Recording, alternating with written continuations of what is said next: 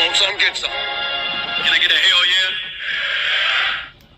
Yes, I am a pirate. You have to go with the pirates because, of course, they have cannons and everything. It's a pirate's life for me. Be proud of who you are and what you are. You're pirate. It is a first down. Pirates. Because when you're at East Carolina, you go for it every time. Well, you don't coach at East Carolina, you don't come to East Carolina, you don't play at East Carolina with a weak heart. Write it. I think I've ever been in a building as loud as that was. It was deafening in there. Whoever Omaha, I can promise you that. And it's purple all night long in Eastern North You're Carolina. watching The Sports Objective, the podcast for Pirates.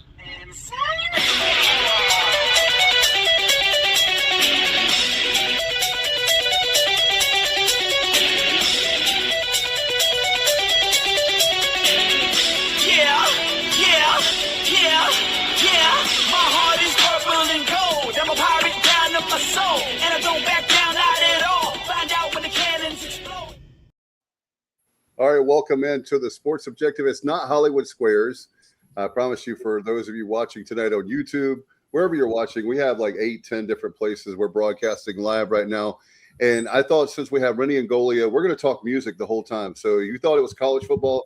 We're not doing that tonight. I'm just kidding. For the people that are thinking about that, they're like, oh, what? Let's bring in Kyle from the Grange Barber. What's up, bro? What's going on, Dave? Yeah, no, lots of times we do, after we discuss ECU football and football in general or whatever the sports season is, we will wind off into music discussion second half of the show. Probably none of that tonight. But we're going to make these introductions quick since we got so many of them. I'm going to pass it around. And I'm going to go ahead and welcome back the returning, the one and only, the legendary linebacker from the Steve Logan era. In fact, I think they're renaming the linebacker position to the Semenza position. It's Matt Semenza. Welcome in, Matt. Wow, man. I know I have a good friend with that overstated introduction, but I appreciate that, Kyle. And yeah, man, always great to have Rene on the show. We have so much respect for your opinions. So great to have you on. And you know what, fellas, I spent like 2 hours by the pool today reading Phil Steele's preview. So I'm ready to roll. The whole magazine? You had to throw that in there. Yeah, you have Rene has a nice bar and a really nice pool. He has to rub that into us. Balsam Hill has been good to him. Yeah, what's up, Stevie Fly, the center square tonight? We appreciate you. So if you want to have Stevie that for the block. Yeah, Stevie for the block. For sure. Yeah, good. Doing good, man. Ready for football season. Right around the corner. I know Kyle won't like to hear this, but another 2 weeks, maybe 2 weeks, and we got our first NFL preseason game. So I'm hyped up for that. Stevie, how's it going to be this year? This will be your first time in about 20 years you're not going to be coaching high school ball. How's that going to be for you? It's weird already. In the neighborhood where I used to coach at, and I'm doing my run and running by there and seeing them out there doing their workouts, and it's really weird. I feel like I need to be over there. But you know what? I'm fine. I'll find something to occupy my time. That's for sure. Alan Vick, what's up, brother? I know you have plenty of time to do broadcasting and lots of cool things like driving us to a concert that we've talked about. So what's up, bro? I've had a good weekend. I hope everybody has. Looking forward to the show tonight. JR, what's up, brother? Are you in I'm in Virginia. Hey, so I don't know if I've ever disclosed this on the show before, but I don't re-listen to our show ever. But last year we did the American preview and with Rene, and I listened to that not once, not twice, but 3 times because I wanted to make sure I didn't miss anything. That's how much I value your opinion, Rene. Appreciate it. And last but certainly not least, he's the man that gets the football equipment to all the games, the away games. And we're going to ride with him, Rene, to a game. I think Charlotte's the one I'm going on. Ladies and gentlemen, Wildfire Justin Butts, what's up? Hey, what's going on, guys? Yeah, man, looking forward to the show. And I always valued Rene's opinion on things. And just looking forward to talking to him about the American Conference and the future of what we got coming up this year. Good deal. Let's. I'll start off, and then guys, if you want to go around, We've got so many guys on tonight, but that's what happens when you have Rene here. Rene, I wanted to start off with you. I know we want to talk about Media Day, so if you want to give your thoughts on that, and a very special guest besides yourself, there were a lot of cool people there. Yeah, it was a good. They do a good job. Listen, new commissioner Tim Pernetti, he thinks outside the box, right? You know, we're in this world here where all these conferences, they're all kind of competing for money, right? TV deals and money, and what other ways can they generate revenue, right? So. If you notice, it's last year was in Charlotte. This year was in St. Pete. He's got a nice little niche there where he kind of piggybacks off one of the other bigger conferences. The SEC was just down the road. Their hotel was maybe 30 minutes down the road in Tampa. We were in St. Pete. So, and I noticed we did pick up some national writers that were at SEC and then drove the 30 minutes down. So it's smart. They do a nice job, put it together. Now, for someone like me, it's a long day. Maria Tribal Peace hosted me and Lige Duzabal and Aaron Summers. We had on the desk with players. I think it was from when I sat down and put my mic on and locked in. It was probably sat down for about 6 hours and 20 minutes, no breaks. I told them, I said, guys, next year we got to figure out how to get a break at least a 3-hour mark so I can go to the bathroom. But so we sucked it up, but it was good. Hit all 14 teams. My overview, guys, and I think I said this on the show, we pick who we think's going to win. Listen, this conference to me, and I know you guys will all have your own opinions about it, I think this conference is wide open this year, right? I don't know if you guys saw this stat. It's pretty amazing. 78% of the all-conference first and second team from the American went to the Power Four this year. Yeah. 78% of every player that was on the American first and second team, all conference, went to the Power Four. You got 4 coaches that went to the Power Four. Not only a Power Four, 3 go to the SEC, 1 goes to the Big 12. What's that, about 27% of your coaches?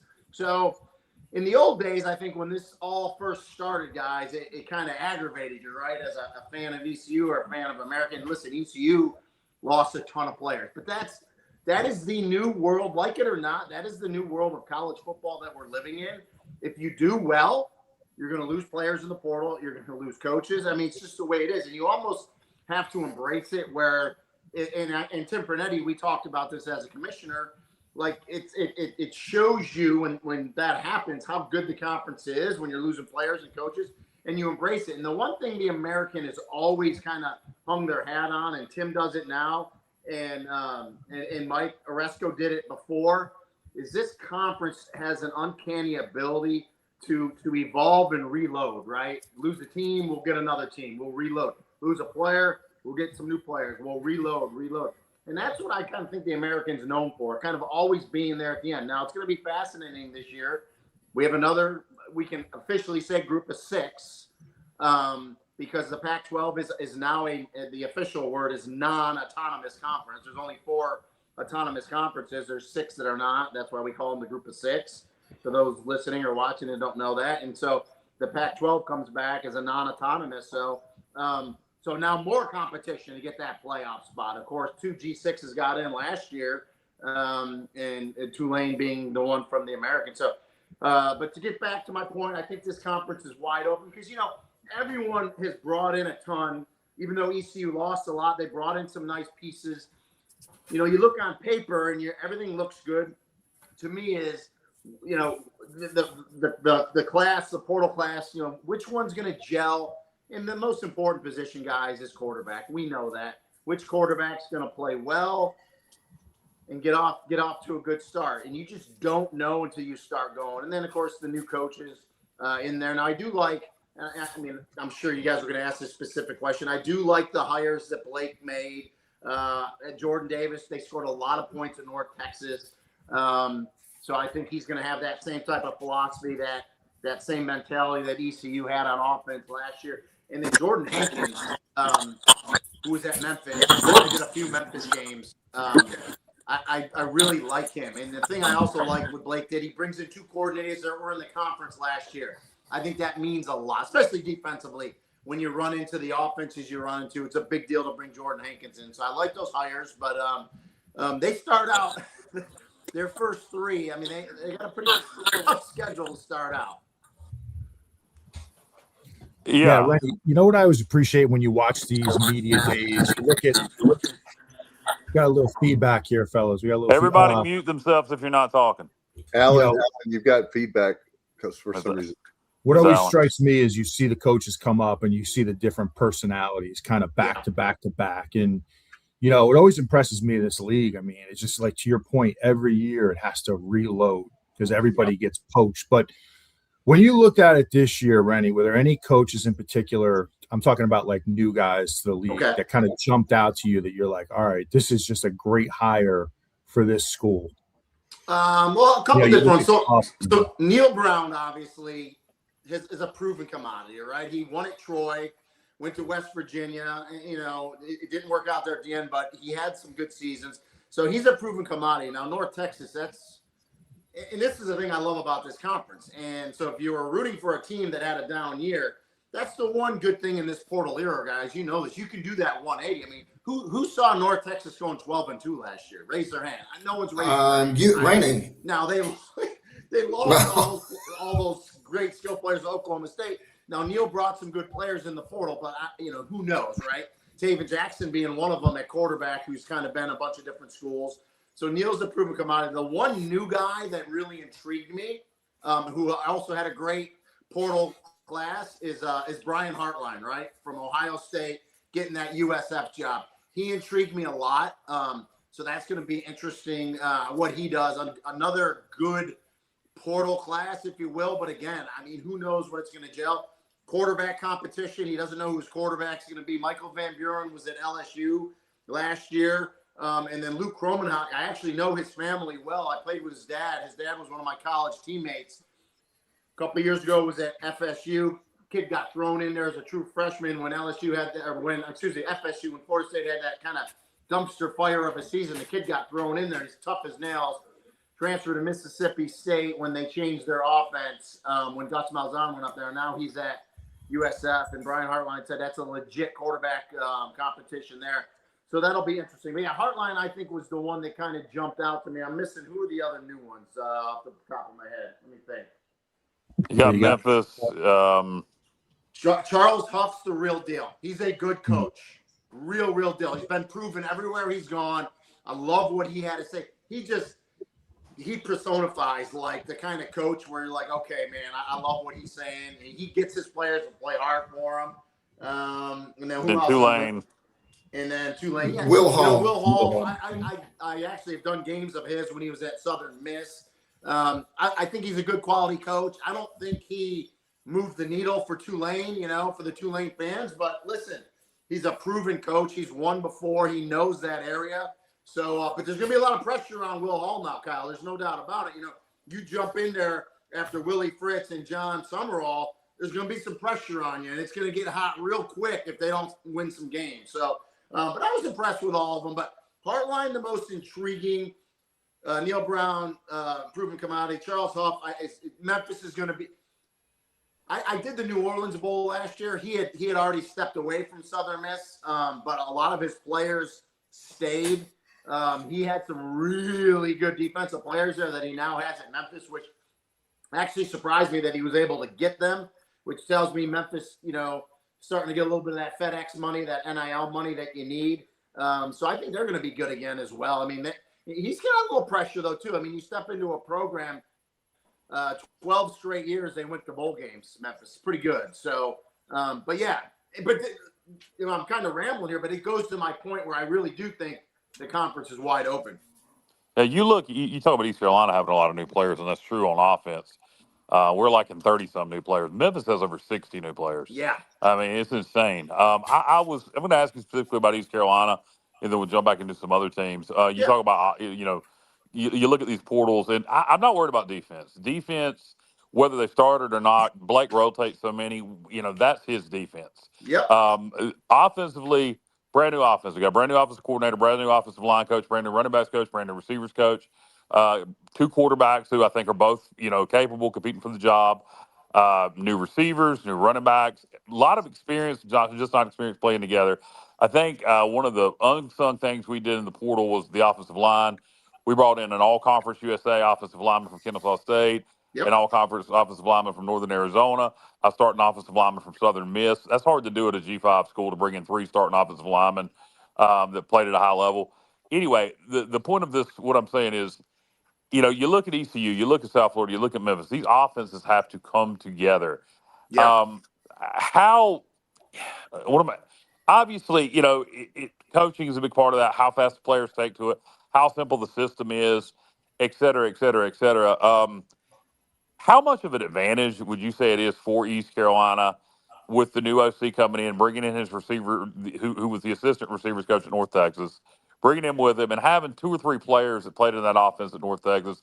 Is it a big advantage, moderate advantage? How much of an advantage do you think it is for that, to have that somewhat of a continuity to teach it to the other players? It is a big advantage. No, I think it is a big advantage because you hit what I was going to say. It helps in the locker room as they're communicating with the other players, right? It's one thing to get coached up by a coach, and Matt can tell you this too, but when you're in a locker room or you're in a huddle or you're eating lunch and you're during camp and you're talking to a player that's been in the system and he says something and you're like, oh yeah, that makes sense. And then stuff starts to click. So it is an advantage, no doubt, to have players in there. Getting back to your other point of just in the offense in total, and I do agree with you. I think defenses gel much quicker, even with new pieces, but they got a good returning nucleus there. Blake was really, really, really happy with the offensive line. And we can talk about the quarterback slinging it and bringing in skill players.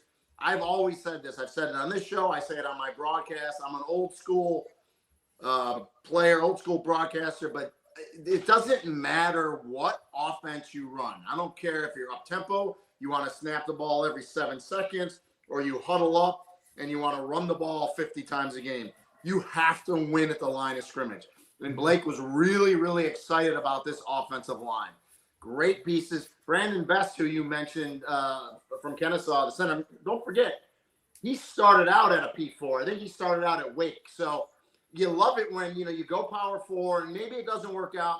You go to somewhere like Kennesaw, and because there's how many guys are just late bloomers? There's a ton of them. And that's one of the nice things that the portal can do, especially offensive line. Sometimes it takes time to develop. So he was super excited about that O-line, which to me, if I'm an ECU fan, I'm comforted there because you got to win up front. And I think all the other stuff will fall into place. Now, the unfortunate thing for the offense is it's reps, right? It's reps. And you guys know you can't. It's not like the NFL, even though their preseason games are just two-hand touch anyway. But it's hard to get those game time reps in training camp in college football. And that's why, obviously, so many people play, some easier games early. Well, easy, throw that out. I mean, not only do you go to Alabama, right? But then you play App State, which is, it's a Sun Belt game, but the rivalry game. Into a nice little rivalry, right, in the state. And then you turn around and play Old Dominion, another Sun Belt team. So you got 3 games, and then the fourth game, I think they got an FCS, right, or someone like that. I don't have this in front of me. So, those first 3 games, they're going to have everything they want right there in those games, which is tough for offenses to gel. Sometimes you're like, okay, can I play no offense, an FCS early and just kind of get that confidence and because this is an offense. The one stat I saw, guys, when they had over 400 yards of offense, they were 7-0. So kind of shows you if you can move the ball, and they did it fast. They did it fast too, which puts pressure on your on defenses. But and then you hit on it too. I think Mitch Griffiths and Emory Williams, 2 really quality quarterbacks. Who's going to step up and can they get this system down and gel? So it's there's a lot to be answered, but the potential's there.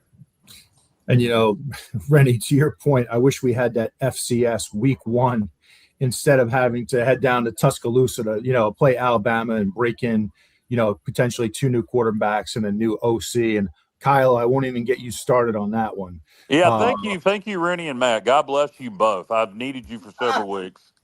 Well, I don't know what the payout is, but I'm guessing it's going to probably be about 1.5, 1.6. That's correct. So I 1.5 mean, million. it's money that the athletic department can always use. It may even be higher than that. It may be a $2 million payout. It's 1.5, and we're getting 300,000. You're muted, Dave, but I know you know the number. 1.85 million. Okay. And we're getting 300,000 for the NIL. That's what they're going to spend from that game. Oh, from that game. Okay. I wanted to mention something I about the didn't hear him, schedule. so I don't know what he was saying, but I know he knows. Okay. JR, were you going to say something? Yeah, I didn't know. I thought I might have been muted there for a minute. Yeah, I said I wanted to say something about the schedule. You know, if you look at the Media Days poll, which isn't done by the coaches, or I guess Tim Pernetti decided they're not going to have a conference-sponsored preseason poll. Can you guys hear me or no? Yeah. Yeah, I can hear you. Can you hear us? Now I can. Okay. Oh, that happened. Did someone leave or something? I'm not hearing JR though. For whatever. Okay, so what I was going to say, Rene, is he can't hear you, JR, I don't think. Oh boy, I can't. Yeah, he Can can't hear you hear me? JR, Dave, leave and come back. Rene, can you hear me? No, he cannot. Can you hear me? Now I can hear Dave now. Yes. I'm leaving and coming back. All right, JR's going to come back. Hey, it's opening week technical difficulties. You know what I mean? It's week one. We're trying to work out the kinks. We all have to work out the kinks. It's our sponsor not holding up. Balsam Hill is not holding up their end of the deal with this sponsorship. Gosh, no. You need to got to get our sponsor along. Ready anyway, but back to American Conference football. So yeah, I don't know what JR was saying there. We'll let him get back to that when he comes back. We got Allen back. We're still waiting on. We got JR. JR's back. All right. Can y'all hear me now? Rennie. I can. Yes. Yeah, Rennie, I still don't think Rennie cannot hear you. Okay, well, I don't hear anyone right now. Oh, gosh. He's got. This is the problem with having too many people on there. I can hear Steve. Yeah. You hear me, Rennie? Yes, I do. All How about right. me, Rennie? You got me? Rennie? No. Yeah, I'm the only one who can hear, so I'm Hey, stuck. yeah. Y'all just give me the question. See, Alan, we went off and came on at the same time. And I think that was the problem for me. Okay. Do you want me to back out or come back in? No, I'm going to just go out and come in, but just stay where you are. I think what happens when you do that, it mutes me, but go ahead. We'll figure it out. Okay. Can you hear? I'm the only one you can hear, Rennie. Right now, yeah. I think he can hear me. I've just been. I can hear Kyle. Yeah. I've just been quiet with embarrassment. Rennie, as you look at the American, and we talk about all the new coaches coming in. There are a couple coaches that came in last year who I think teams will take drastic steps forward this year. You look at Temple. They got a lot of potential, I think, on offense to take a big step forward. Florida Atlantic is a team that a lot of people think is going to be very exciting, and they play an exciting brand of football. Yep. Their defense needs drastic work, though. I don't know if they made improvements on that side of the ball. If not, they're going to have a lot of 49-50 type football games. And then the other one that I think isn't getting a lot of talk, but I think they did really well in the portal, and I think he's a great coach, Trey Lamb in Tulsa. Yeah, Trey Lamb's another one. They can score points, and he did make a lot of changes, and he brought some players in defensively, and they kept the thing that impressed me about him at Tulsa was the amount of good defensive players he kept. And someone ponied up for them to be able to keep some players. And we're going to get a good look at them right away because they open up with Oklahoma State. And they get Oklahoma State at home. So that should be a sellout right away in that stadium week one. So that'll be and remember, they beat Oklahoma State last year. 1915. But I was joking with them. It's a quasi-American conference game with Eric Morris going there from North Texas and bringing Mestamaker and the running back and the receivers and everyone he brought. So that's going to be interesting. And it was funny because Trey Lamb said, yeah, we didn't play North Texas last year. I said, well, you get to play him basically in week one this year. So, and then FAU's an interesting one. He did not, he's the only, I want to say the only program in the country, if I remember this correctly, at FAU. He retained everyone on his staff. He did not have one coaching change on his staff from the bottom assistant all the way up. So he retained everyone, which, there's something to say for continuity. But to your point, that was an offense that averaged like 40, that had like 4,700 yards of offense last year, but it gave up like 4,800 yards of offense. So it was like a net right there. Yeah. So yeah, that's one of those. That program strikes me as that they want to score 50 points a game, and they're okay if they give up a ton on defense as long as they don't give up 51 points. You know what I mean? They'll give up 48 if they can score 50. So that's going to kind of be, I think, one of those defenses is going to be a shootout. And then of course, don't forget the academies, right? Because those are the programs that for the most part the portal doesn't mess with them, right? They might lose one or two players early on before they give their full commitment. For the most part, they don't. It's kind of plug and play there for both Army and Navy. Cale Helms is back at quarterback for Army, so that's a big deal for them. And we'll see Braxton Woodson. He's a dynamic athlete. I don't think he throws the ball as well as Horvath did last year. So that'll be interesting because Drew Cronick, the offensive coordinator, tried to throw the ball more for Navy, but still, they're both those offenses are pains in the butt to get ready for. So, but I do like what you said, Kyle. I think Tulsa is a sneaky program you got to watch out for in the American. Yeah, the other team I mentioned. I'm gonna finish this thought, JR. Well, can you hear JR, Rennie? Hey, Rennie, can you hear me now? Okay. No, he cannot hear you. But I was the other team I mentioned, Rennie, was Temple. Oh yeah, Casey Keeler is a guy that looks great. His birthday's today. He turned 67 today. He's been around a long time. He's a proven coach. His coordinators stayed the same. That's a team. They started out 5-3 last year. Lost 4 in a row there at the end. But they had a couple one-score games that they lost that they could have easily won and got them to a bowl game, which would be a big deal for that program. Their question is quarterback. I don't have them in front of me, but I know one of the quarterbacks came from Penn State. So we'll see. They're going to be in a little quarterback battle. He didn't name who his quarterbacks were yet, but to your point, that's another one that you got to throw in the mix. That's going to surprise some people for sure. Yeah, I mean, when I look at it, guys, can you hear me, Rennie? I hope you can hear me. Sorry for JR there. He's Alan, can you maybe go out? I think it's you and me that are messing with each other. Is there a way that you can let me come on first and then you come on? Sure, I'll back out for a couple of minutes. You do what you then come on right after me. Sure. Yeah. Thank you. Appreciate it.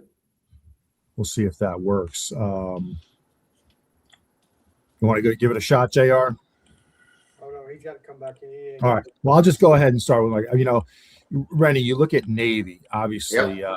To me, when you look at this conference this year, they kind of pop out as the team you really don't want to play. I mean, tons of starters back, especially up front on the O-line. Braxton Woodson, who, he did play quite a bit of football last year, and he played well when he had his opportunities. But, East Carolina, you look at their schedule, we do avoid Navy and UTSA this year. That's a nice little gift, although I would have loved to play UTSA after they get a little payback from last year, guys. But, you look at that schedule, Rennie, I mean, those are two big teams in the conference that are not, on our schedule this year. Yeah, no, I mean, other than we talked about those first 3 games, which, of course, none of them are conference games. I'm looking at it right here. You get North Carolina Central, and then you get right into conference play. Rice, right, is a game that, if you're an ECU fan, you got to win that game at home.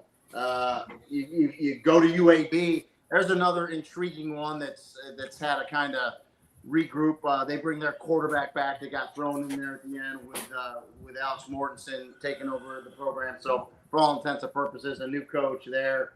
At Memphis, Temple, USF, at Charlotte, at Army, and FAU. So yeah, it's a very manageable schedule for ECU. It really is. But again, I think, and we mentioned it, I think defensively, okay, can that offense get going? And again, the first 3 games are one thing, the first 4 games for that matter. You really want to be gelling for conference play. So, I mean, at least they got some time before they jump into conference play, which I think is a big deal. No doubt about it. And, you always want to catch those academies if you can early in the season, in my opinion. It's always better to catch them early in September before that triple option really gets itself established. ECU does have to go to West Point late in November. Now, that's a game that, as I go through this schedule, that's one that gives me some concern there. And don't forget, I mean, it's just not Army and Navy. Rice runs a triple option too, so right.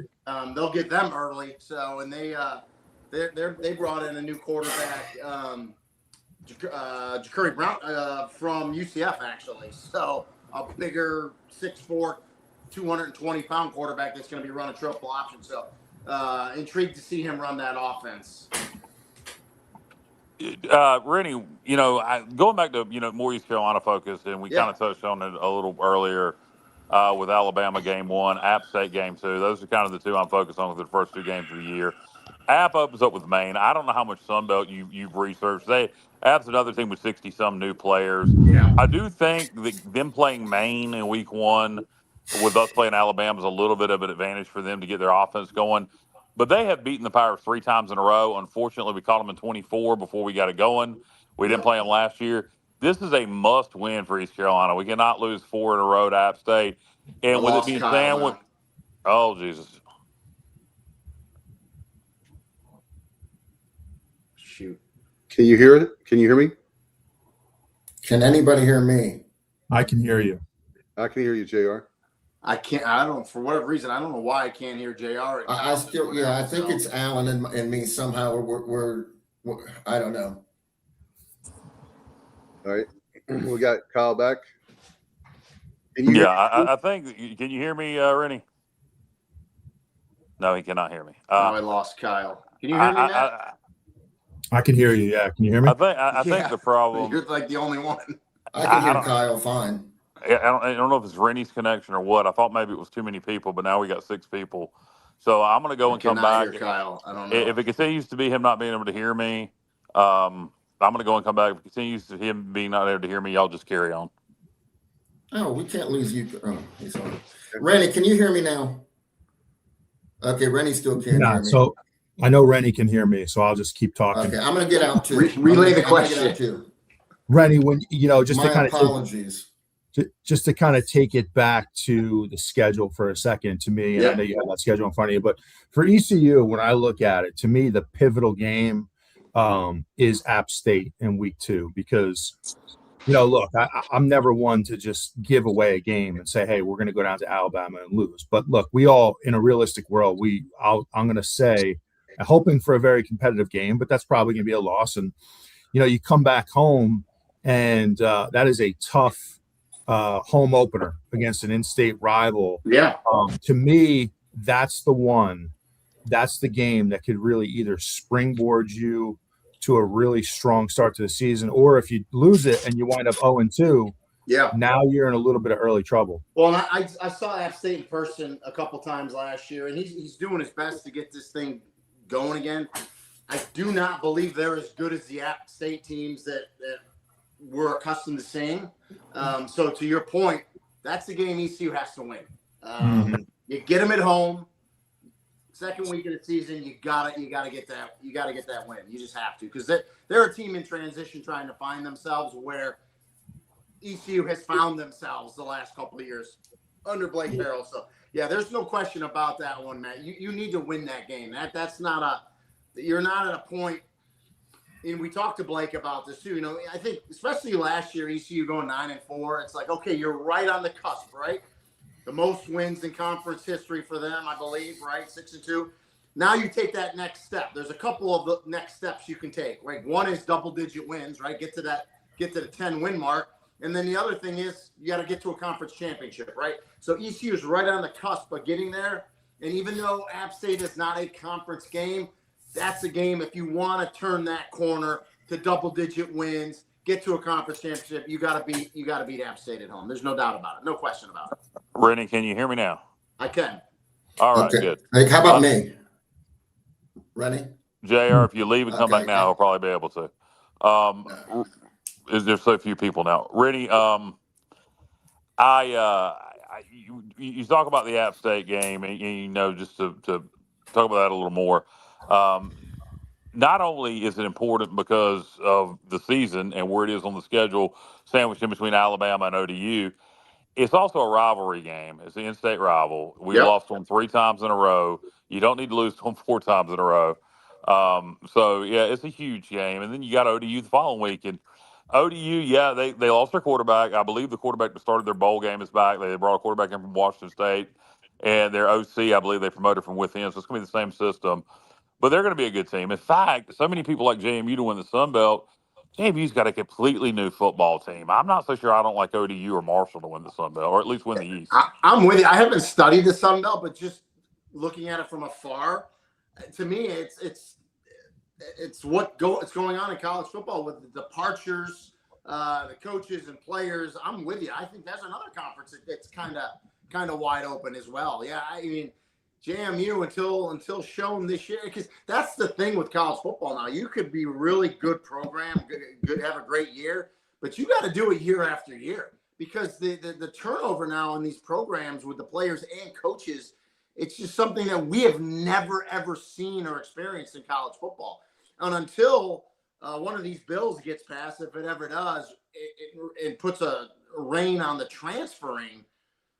I mean, you just from year to year, you just don't know what you're going to see. So I'm with you there. And then, you know, Billy Napier, nothing, you know, he's had success in the conference before at Louisiana, but just because he's coming from Florida, you know, there's going to be a little pressure on him too, because you're taking over a program that was excellent the last how many years, college football playoff team, a lot like Will Hall at Tulane, you know. You're taking over a program that went to the college football playoff that's been winning. And so the last thing you want to do is all of a sudden be halfway through the season and be, you know, 3-3 or, you know, or 4-3 for that matter. And then all of a sudden the sky is falling for those programs. So it's going to be a fun year for college football for sure. No doubt. All right, JR, one more shot here. Let's see if we're again. Ready. Okay, hey, I gotta tell you, everybody's tried. Someone's gonna have to relay the message. He still can't hear him. I'm gonna relay your message, JR.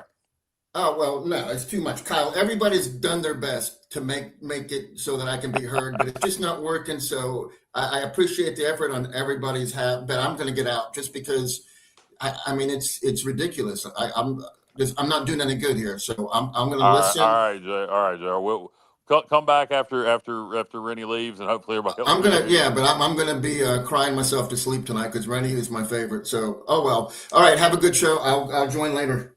All right, JR. Rennie, JR would have some good questions for you too. He's a stats guy, so he would have thrown some stuff at you. But we apologize for the unprofessional manner of the show, technical difficulties as it is. So it sucks. You know, of all times, the last time we had this problem was when we had former East Carolina quarterback Holt Naylor's on. So it's always when you have a good guest on, this kind of stuff happens. Listen, it's preseason for all of us. Well, it'll work out. You know, it's all good. No doubt. Rennie, can you hear me? You can't hear Dave either. You can't. Rennie, why don't we do this? Why don't we take it to a national level here and take a look at big picture? You know, obviously, look, Indiana, you know, who would have thought last year that Indiana would have won a national championship? What a job Signetti has done there. 3 straight national championships for the Big Ten. What are your thoughts this year? Is there any team out there that you see as a clear front runner for the national championship? So the interesting thing, the American tie with Indiana is North Texas opens up with them. So I was joking with Nick Brown. I said, well, obviously, you know, these, and you guys know this, these schedules are made years in advance. So it's just funny. Like whoever made that schedule, right, for North Texas years ago was thinking, okay, we're going to play a middle to the back of the pack Indiana and Big Ten team, and we'll make a nice little payday, and we'll go up there. Maybe we can knock them off. And then how many years later, it's like, no, yeah, you're going to play the defending national champion. So it's kind of funny. Listen, he's proven himself. He's a good coach, but you lose your quarterback, and so you could have all the pieces, but you replace that quarterback, and if things don't go well, it could go south in a hurry. But listen, they're going to be towards the top again. I think Oregon brings back their quarterback, right? So I think Oregon's going to be in it. Arch Manning, Texas, going to be really good. Georgia is going to be good. What all three of them bring back their quarterback, right? So that's a big deal. I think Notre Dame has a schedule where they could really have a bad year, and they're going to go 10-2, and they're going to be in the playoff. So I think the schedule sets up for Notre Dame. So those ones that I mentioned right at the top with Indiana, I think those are your front runners right now. But again, because of where we are in college football, someone will come. I think your question was, Matt, like, could there be in Indiana? Let me see. I know you guys are too. Super intrigued what Lane Kiffin does at LSU. Like, that's going to be just fun watching that, because if you love him, you're like, okay, he's a great coach. He brought in all this talent. If you don't like him, you're like rooting against him. So, I mean, it's going to be must-watch TV, though, every week. So is it wrong to say I'm hoping for failure? Is that wrong to say, fellas? I'm hoping for a lot of failure at LSU this year. I can't help it. I can't resist. Kiffin, to me, listen, really good coach. I don't like the constant moving around, especially in conference. And Rene, I know, look, I'm not going to put you on the spot, but there's a certain arrogance to me with Lane Kiffin that really rubs me the wrong way. And I'm hoping it falls flat, but hey, listen, most likely when you're throwing that kind of money around, and he is a very good coach, he's a winner. Yeah. They're going to have a tremendous amount of success there. That's what I anticipate is going to happen, but I'm hoping for the worst. A lot of pressure on him, though, so it's going to be fascinating. I'll say this for him, and I'm not a Lane Kiffin apologist. I don't know him, and I've actually never called one. I take that back. I actually called one of their games when he was at FAU. But to your point, I think he just left and took another job. I don't know where he went from there. Ole Miss. Well, it was. It had to be Ole Miss, but Charlie Weiss Jr. was still there and coaching them. So, but I still haven't had a face-to-face contact with Lane. I will say this, and I do agree with what he said at SEC Media Days. Like, the calendar is such, the system is broken where these coaches are put in a no-win situation. Right? Listen, he got all the oxygen, and I get it because he left a playoff championship caliber team, right? Which is just kind of blew everyone's mind. A lot of other coaches left their teams as well, and it's just the calendar sucks. They need to fix. That's one of the things they need to fix. Where, you know what I mean? You got to get it like the NFL, where you play the games.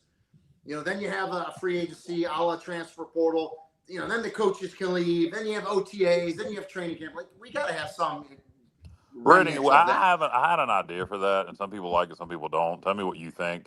Let's hear it. I say transfer portal doesn't open up to the end of the academic year. We do away with spring ball. We start fall camp at the end of June, 1st of July.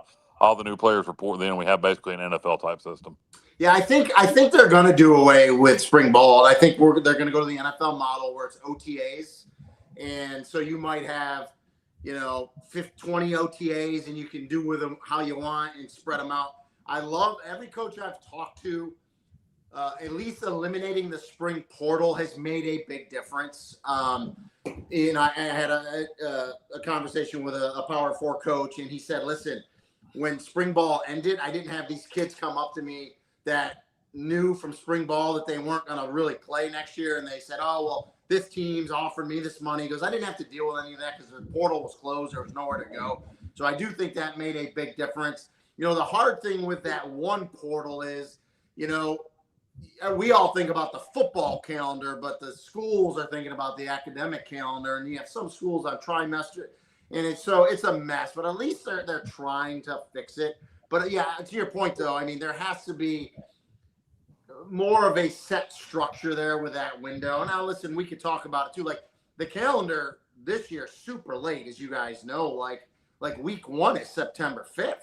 Usually week 1 is like, late August, early September. I mean, the championship game this year isn't until January 25th. So, I mean, everything's kind of pushed. And so, but I'm one of these guys. I'm a proponent of moving the calendar up. That the week 0, there's a light schedule week 0, but I would just soon make that week 1, get rid of 2 byes, which they did this year. They're back to 1 bye and kind of condense everything. But much like Washington, D.C. and politics, which is trying to help football, and they're finding out what a zoo. Well, they're trying to help college athletics, and they're finding out what a zoo it is.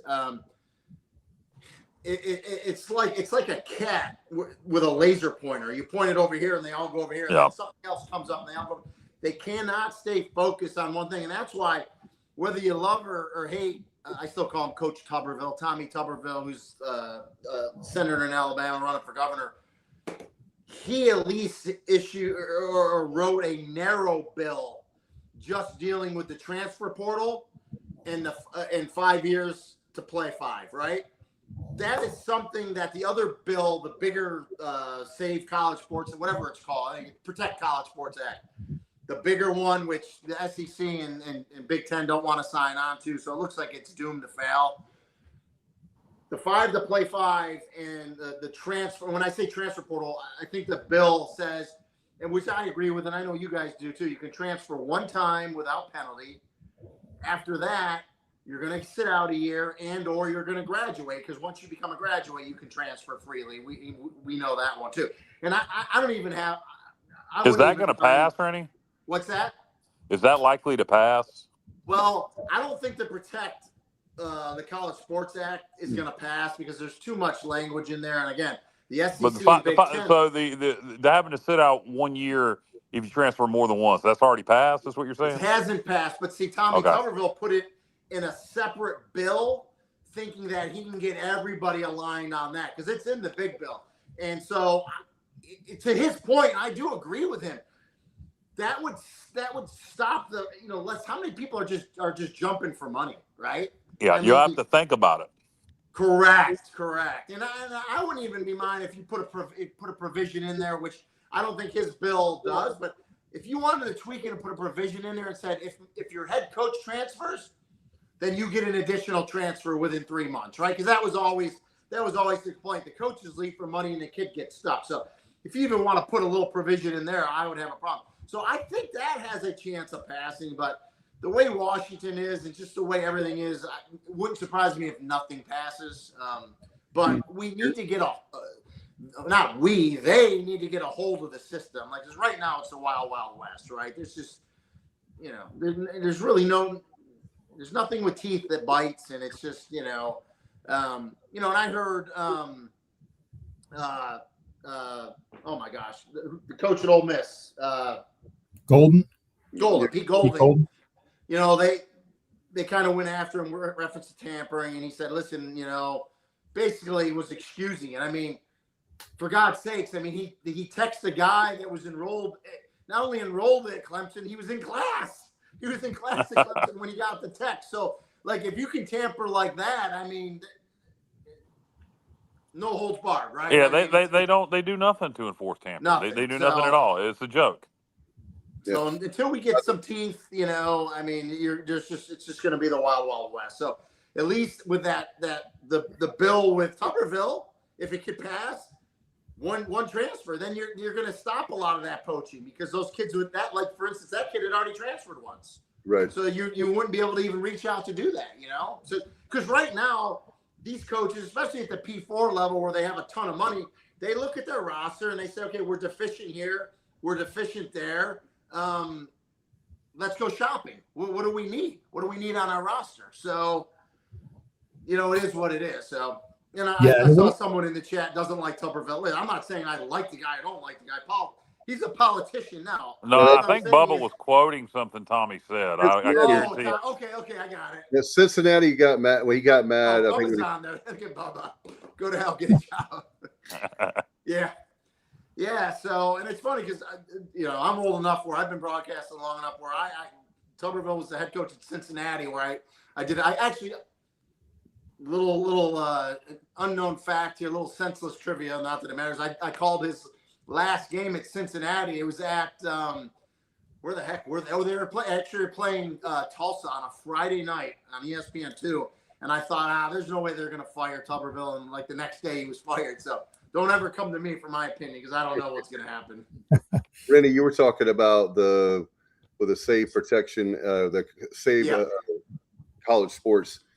Basically, guys, they've got to get it done this week because you have the August recess. I'm the political nerd on the show, but it has to be done this week. If it doesn't, guess what's going to happen?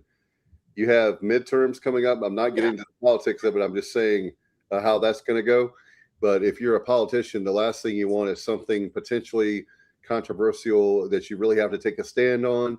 But for me, I think there's a lot of good things in there. I think there's a lot of us that agree with that act, no matter who you vote for or what political party you're on. It's something that we can all agree on.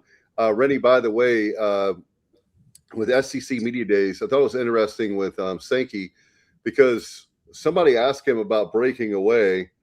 And Kyle, we were talking about this ad nauseum. We've been talking about this, right? So he was on the Paul Feinbaum show. But basically, what it amounted to is he wasn't saying that they are actually going to break away. He's saying that somebody asked him, have you had discussions about it? And he was asked about if he likes his job. Right now, he doesn't, because basically where he's coming from is he wants to be more, my take on it is he wants to be more pro like college sports and college football, but he has the members he has to protect the SEC that are really angry. The reason they're angry is because you have Matt's conference, the Big Ten, has won 3 straight championships. So they used to have that swagger, we're the SEC and we're going to come in and, win a championship every year. And now the Big Ten is kind of like it's a new era, so to speak. Oh, there's no doubt about it. Like the Big Ten has bragging rights on the field. There's no doubt about it. But I will say this but as far as the Protect College Sports Act goes, the Big Ten and SEC are in alignment with it, and that has to do with TV money. And listen, every person in this bill, it's a bipartisan bill, by the way, because Cantwell, she's a Democratic senator from the state of Washington, and you have Cruz from the state of Texas. So you got an SEC state represented in other conferences for that matter. And Washington now is a Big Ten state, right? It's crazy to say it. But a lot of it comes to, and I should say, Commissioner Tim Pernetti and the American, they're behind it. They want it to pass. A lot of it has to do with, pooling the money together and stuff. And obviously, if you're the Big Ten and the SEC and you're making, I don't know the exact number, you're making somewhere in the neighborhood of 85 million a school. You're not pooling, you're sitting there, you're like, I'm not going to, no offense to the Sun Belt or American or the MAC, but I'm not pooling any money to give to them. I'm just not, right? And so that's kind of, I think, where they're at. I think they agree with probably 80% of it, but that's probably that last 20%. And like I said, everybody involved, the senators, everyone's coming from a good place to try to save it. But at the end of the day, every single person, whether you're a conference commissioner, a head coach, a senator, you all have your agenda for whatever reason, right? And so you got to stick to your guns. I just think that there's so much in that legislation, in that bill. I don't think it's going to pass this week. I hope something passes, though. I mean, we gotta get some type of control. And when they get back is the other bill that Tommy has proposed, is that coming up for vote this week also? Dave might know. I don't know. I haven't heard about. I heard about they were trying to pass it this week for the Save Protect College Sports Act. But I have not heard about the Tommy Tuber. I'll have to look and see about it. Look it up because it's a much narrower bill, and I would imagine maybe if the Save College Sports Act doesn't go through, he can then bring it up for a vote. I'm not sure, but let's hope so, guys, because just to your point there, Rennie, like the way the clock starts now, your clock for eligibility either starts when you enroll, all right, so as a freshman, or on your 19th birthday. So just take the hypothetical scenario where you're a player. Let's say you play for ECU, just to throw it out there, and Alabama wants to recruit you out of the portal, right? You're going to get that one transfer, all right? And you're not going to lose any eligibility. But now, let's say things don't work out for this player at Alabama. There's no way he's going to transfer again because his clock is running. Yeah. And so at the end of that clock, he's going to lose a year of eligibility, most likely, depending on his age. I mean, a lot of it is age dependent, but I think what it does is it prevents the second transfer. You're still going to see guys taking that first transfer, but it's going to prevent some of these guys who transfer every single year because it's going to take away their eligibility. And the 5 for 5 is a no-brainer because now we deal with, right? Oh, you can play in 4 games. Then they tweaked it. Well, you can play in 4 plus the bowl game. Listen, 5 for 5. If you have a true freshman that can come in and help, he can play. You don't have to worry about it. Because I talked to a Power 4 coach, and this happened to them last year, where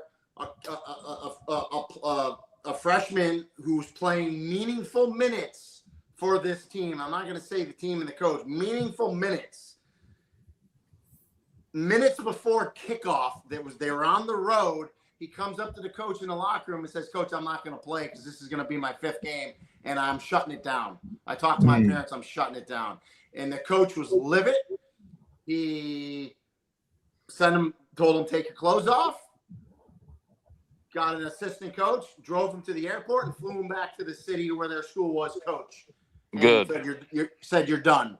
And that's the crap some of these coaches deal with. So at least the 5 for 5, you're going to get rid of that, and then the transfer. So that's a no-brainer. And both those things are in the Protect College Sport. They're both in that act, right? So, hey, we'll see, guys. But and to Tommy Tuberville's point, he believes if you can stop the crazy transfers that Matt just talked about, then a lot of the other things fall in place because you can have a ton of money, but you don't have players to give it to because not everyone can transfer willy-nilly. You can be Texas Tech and have billions of dollars from Cody Campbell, but if you don't have players just to go shopping, then it's going to even the playing field in that respect too, and that makes a lot of sense. Put the premium on high school recruiting again, because that kid you recruit out of high school, he's not going to be so quick to transfer now. So it makes high school recruiting so much more important again. I mean, it makes perfect sense. I'd love for it to just be, transfer one time, you got to sit out, but they're not going to do that. They'll give you the one free one. Yeah, so it'll like I say, I look at some of the East Carolina players that transferred for just to transfer. That they're not. Montgomery comes to mind, who transferred to Florida. He's not going to friggin' play at Florida, not meaningful minutes. Yep. And he would have probably thought long and hard about that. Had he known that would have been, hell, we would have already been, he wouldn't have been able to transfer because he transferred from Penn State to here. Yes. Yeah. And the thing is, he probably got a little bit more money at Florida. But what I would love to tell these kids is it's probably really good money. Don't get me wrong, but it's not life-changing, right? But if you stay at ECU and do what you can do, you'll go get drafted. And then you can make life-changing money. And so it drives me nuts. But Kyle made me think of something, Matt, getting back to Lane Kiffin. He did have a really interesting point that I agree with 100%, and I know you guys will too. One, we need to get back to the high school recruiting because the high school kids are getting just decimated because of this portal crap. There's no doubt about that. But he also had a very interesting point. Like, there should be a NIL, a money cap on high school kids because he's like, we're giving high school kids unbelievable amount of money, and they've never even stepped on the college field yet and played. So he believed, much like the NFL has like a rookie cap, there should be a cap for high school kids. I agree with that wholeheartedly. You shouldn't be giving a high school kid $500,000 out of high school or $1 million, whatever. Some of these programs are giving ridiculous money to kids right out of high school. There should be some type of cap there, but I guess that's probably wishful thinking. There's so many things that need to be fixed. Let's just fix one or two of them first, then we'll go from there. Rene, I heard this week on for SEC Media Days. This blows my mind. I put in the group text to you guys earlier. LSU, speaking of Lane Kiffin, their NIL, their roster money, the money for players, $50 million. Yeah. I'll repeat that, $50 million. If you want to know what's wrong with college football right now, $50 million. I think isn't our athletic budget for ECU, it's north of 50, like 54 million. It's up there. So basically, I just looked this up last night. Don't ask me why, but I looked this up last night. It's actually 68 million if Google AI is correct. Okay. All right. Well, hey, that's even better. Well, they might be counting, because I was going to say, you fire a coach, you still got to pay the coach. Then you got to pay your new coach a ton of money.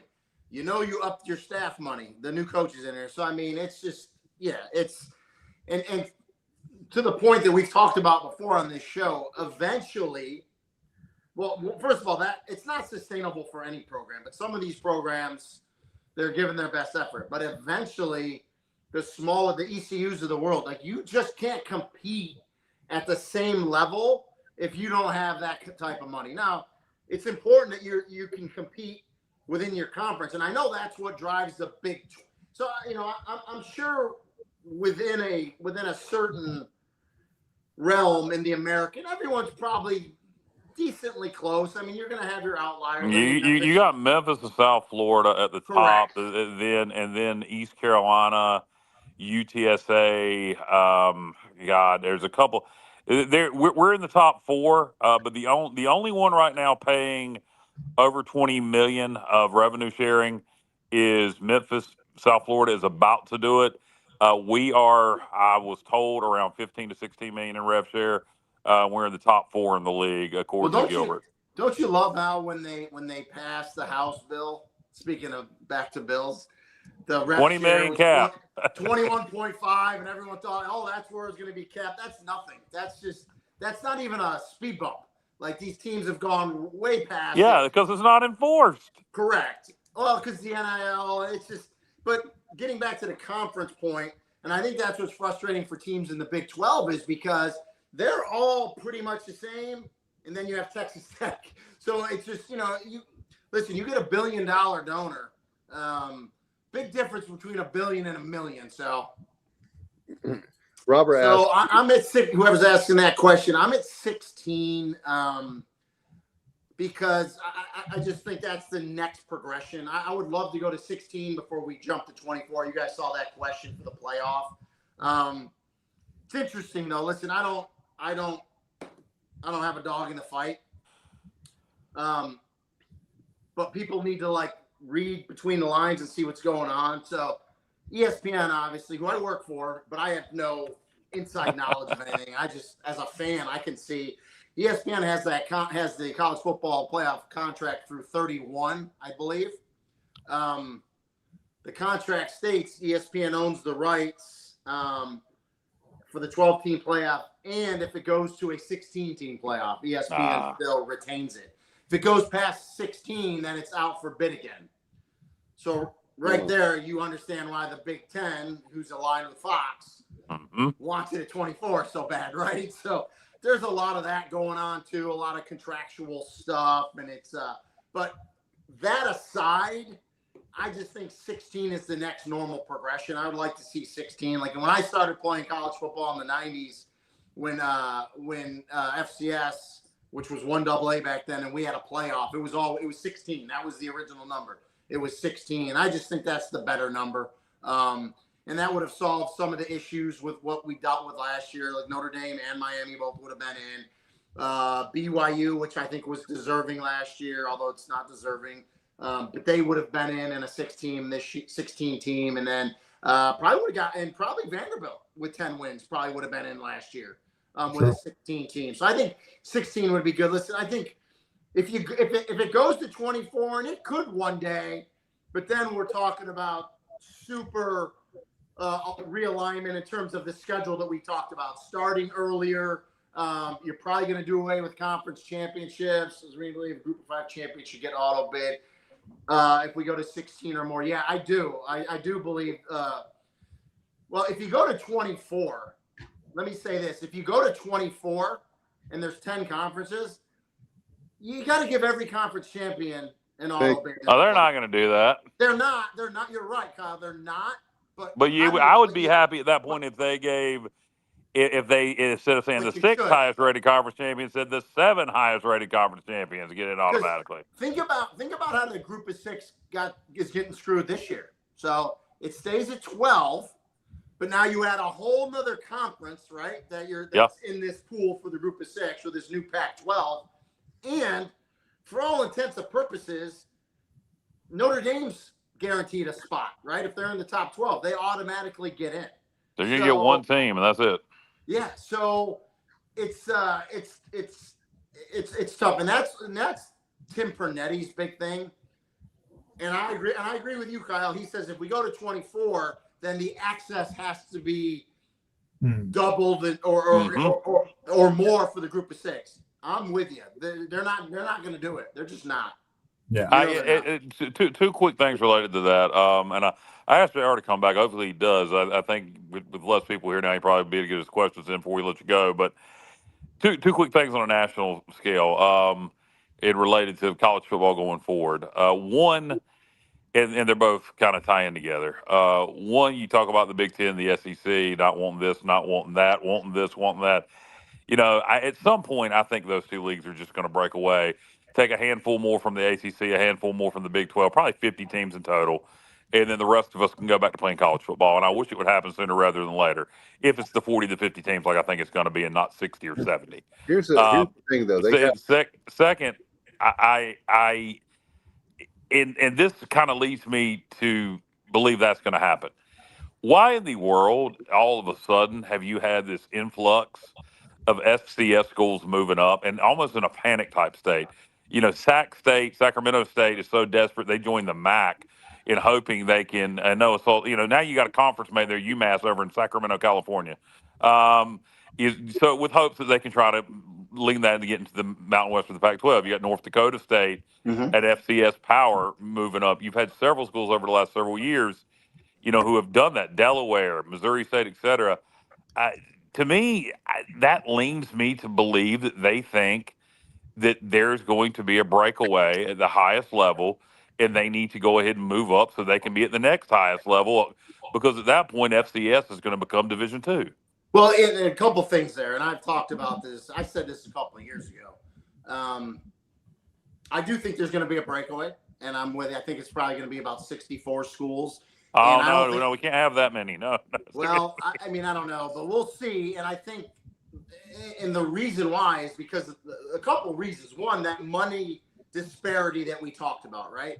If you're in a conference and you're making 85, 90, $100 million per school, if you're another FBS school, right, supposedly equal, I know you're not Power 4, but you're still a FBS school, and you're making $2 million a school, $3 million a year. You just, it's apples and oranges. It's more than apples and oranges. You just can't compete. I don't think anything will happen until the next iteration of the TV contract, which most of them's around 2031. But I do think because of the money disparity, there's going to be a breakup. To your point about these teams jumping up too, a lot of people fail to realize it's literally, and I've seen multiple schools, and I went to UMass, so I know the cost. It's literally just as expensive to field an FCS program as is an FBS program. So at least with an FBS program, the return on investment is usually always more because you're going to play those big P4 teams. You're going to get more money from a FBS conference revenue and with TV money. So you look at North Dakota State, said, yep, it's time to go. Listen, Sacramento State wanted to do the jump so bad. Not only did they take a probationary position with the MAC, right, which we talked about how far that is away, obviously. They paid the MAC to get into that conference, a la kind of like what SMU How did, much right? did they pay the MAC? Because I've heard a crazy number. They paid them. I'm not sure what the exact numbers. I want to say like 15 or 20 million. I could be wrong. Yeah, that's what I heard. That is nuts. But not only that, Kyle, they are, and I know this because UMass is the MAC. They are paying the travel expenses for every MAC school that has to play them at Sacramento State. When did Sac State get all this money? So, interesting enough, I did 2 UC Davis games last year. And for those that don't know, Davis, California is 20 minutes from Sacramento. They were actual rivals. And so I know some people out there in the administration, because UC Davis is another one that wants to make the jump up, but they're waiting, right? They actually made the jump up in basketball, but they're waiting strategically for football. It was my understanding that the powers to be at Sacramento State have lost patience, and they just said, we're doing it. But, yeah, they had a pretty good endowment, and they got some money behind them, so they went ahead and made the jump. Because you guys know this, you can't go from FCS to FBS as an independent. You have to have a conference affiliation. So for whatever reason, the Mountain West and the Pac-12 didn't want Sac State, and it happened. It worked out for the MAC because another weird movement. Northern Illinois left the MAC to go to Mountain West. So well, they were in the Big West in the 90s before they rejoined the MAC. Yeah. So, and they're kind of in that region where travel's not too crazy, and they're only doing it in football. Their other sports are staying in the Midwest conferences, but it's a crazy time for sure. North Dakota State's another fascinating one, though. How they're going to do right away. And don't count against them right in the Mountain West. So that's going to be fascinating as well. But yeah, the movement and the one thing, guys, out of all this, I know we kind of complained and bitched a little bit. And this is the one thing the SEC still rules the world in, even though haven't won a championship in 3 years, is ratings. They still get monster ratings. Ratings in general are up, and popularity it's only second to the NFL. So a lot of this craziness, I think, keeps people involved. So what was this question? Where does Rene see ECU being in the next real life? That's a fascinating question. Fascinating question. I think from a program standpoint, you guys know I love Dowdy Ficklin. It's my favorite Group of Six stadium. It's to me, it plays the part, man. It just looks the part. It does the part. When you guys sell that thing out, it's phenomenal. To me, you need the movers and shakers behind the doors, behind the scenes to push it, right? So you guys would know better than I if ECU has the pushers, the movers and the shakers. Now you gotta be winning. I think that helps. You can tell in the American, obviously USF is aligning themselves for a movement. Beautiful on-campus stadium. They're getting ready. We know Memphis has already been trying, right? They're ones that are aligning. I think, Tulane for the most part. But I think ECU, as far as all the American schools, is sitting in a good spot as long as they get the movers and shakers to be able to push them from behind and bring some of that money in, right? So I think they're sitting probably, if you took all the Group of Six schools in the nation and said, hey, who's going to take this realignment if there is one, I think ECU would be top 15 schools of all the other Group of Six that would be right in there. And that's all you can really ask for, is being in striking distance, because so much is going to happen. Yeah, there's a lot. I think what's go ahead, man. Dave. Oh, sorry. We all talk at the same time. My bad. Do you ever foresee a possibility? And this is something that I really love the idea of, but you take the American Conference, some sort of combination with this new version of the PAC. Do you ever see sort of a mega a combination, a joining of the two, a merger, to put together sort of a power Group of Five conference? Yeah, it's interesting. There's so many ways it can go. Honestly, this is what I think is going to happen. Listen, and I don't know. I have obviously zero inside knowledge. This is just my opinion as someone it's kind of, it's going to be my, I don't like saying this because I like to fly in the radar. It's going to be my 17th year at ESPN. So, I've called a lot of games. I've been to a lot of programs. I've talked to a lot of people. I'm old now. I know a lot of people. If there ultimately is a break off, and let's say it's 64 teams and they go do their own thing where they get a commissioner and they can have a salary cap and they can do their own thing, it'll just be for football, right? I think if this can even happen, but I think if it does happen, I think all the other schools go back to playing college football, like Kyle said, and I wouldn't even be against if all the other schools did their own 12-team playoff. And guess what, guys? You can still do the bowl games just like they do now. You could implement, bowl games in with another playoff with the breakoff schools. And guess what? The schools can all still play each other, kind of like everything's kind of cyclical. It would almost kind of be like 1A, 1AA, like 30, 40 years ago, you know? I'm with you. I don't think it's going to be 64 teams, though. I don't think. Listen, it could be 40 teams. I don't know. I think 50 to anywhere as low as 40, as high as 60. But the point I was going to make with that, it ain't going to be all the Power Four. There's going to be some teams left behind. And if you ask me in 2031 where East Carolina is going to end up, I think we're going to end up in some sort of conference combined of the American, and I don't think any of the American schools are going to move up. I think you haven't moved up by this point, you ain't going to, in terms of that group that's going to break away.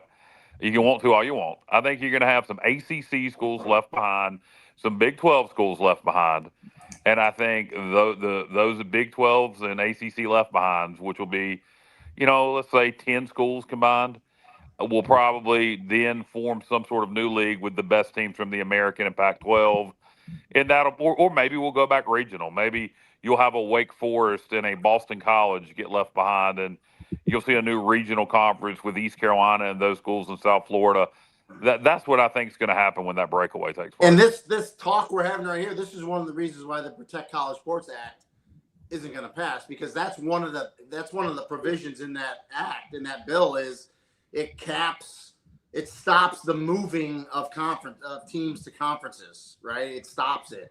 So if this bill gets passed, then you got national legislation, then there's no breakaway, right? And school and conferences, like, they'll never admit it, but in my opinion, conferences like the Big Ten and SEC, they want to have that autonomy, that if they do want to break away, right, into a 40, 50 team league, like we're talking about, they at least want to be able to threaten it. Correct. And a national bill would stop it, right? Because it would be law. It would be a law. So I don't think that bill's passing, but we'll see what happens. Listen, we're just talking heads, right? This is one thing that we all know. It's entertaining. Like, college football will never not be entertaining. Man, do I wish we could just talk about football? Of course, but this is part of it. So, this takes up a lot of the conversation. Yeah, no, we're sitting here and it's almost August, and we're talking stuff that, we should be talking about in May and June. And, camp starts for everybody next week, and we're talking politics and realignment and all that kind of crap. Yeah, Valan 3594. If you consider making a playoff winning, there are a finite number of teams that can invest to compete money-wise. Even with a team breaks through, don't win next year, and you're back to square one. He's right. I mean, and so that's where it comes down to the whole, everyone thought, like, if there was legit rules and there was a hard, we'll call it a cap at $21.5 million, right? Yep. Maybe an ECU or an App State, they say, well, we can't get to 21.5, but we can get to 12 this year, right? And we can work towards it. At least every other team in the nation isn't going to 50 million, right? That we talked about. And you say, okay, there's 10 million difference. Yeah, they have an advantage, but we can work towards that. We can go to our donors. We have a goal. There's no number. There's no cap that's stopping teams, and that's what's so frustrating for a school like ECU. Excuse me, where you win 9 games and you're on the cusp of turning the corner, getting double digits, going to a big time bowl, or playing in a conference champion.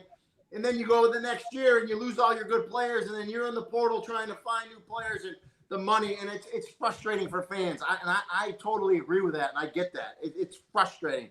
You have to get this thing going. That goes back to our original thing. And I agree. If you can cure one thing, it's stop the multiple transfers, right? Right. Because if you limit them to one transfer, then you could have $50 million as a school. There's only so many transfers you can get because there's not unlimited transfers anymore. That would solve a lot of the problem. I agree 100%. You know what? To that exact point, Rennie, Caton Hauser would still be our quarterback at ECU because he had transferred originally from Michigan State. So that would have been his one-time transfer, right? And then if he wanted to transfer again this year, he would have had to sit out a year. No way he would have done that. Or have had his degree. If he was close to graduating, I don't know if he was. Yeah. So, I mean, to your point, that fixes so many issues. And he's really a perfect example, of that. And can you imagine being a coach? How about just being a coach in this day and age? You have to literally rebuild a team every year. It's crazy. Yeah. Free agency. It's got to be a major challenge. And you're talking about 18 to 20-year-old kids where you bring them in, and and you could have and listen, I got. You talked about the Phil Steele magazine. I got a ton of stuff, and you read stuff, and on paper, there's a lot of programs, a lot of teams that look really good, right? You don't know if they're going to gel. Exactly. You look at all the pieces at offensive line for ECU, and they look great. But you guys know the offensive line, that's the 5 guys you have to work as a unit, man.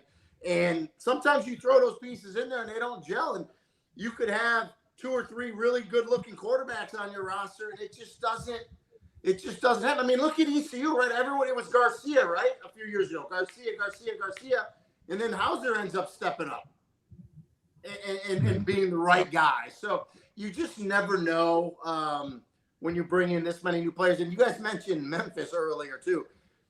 Memphis has a strong possibility, probably like a 95% chance.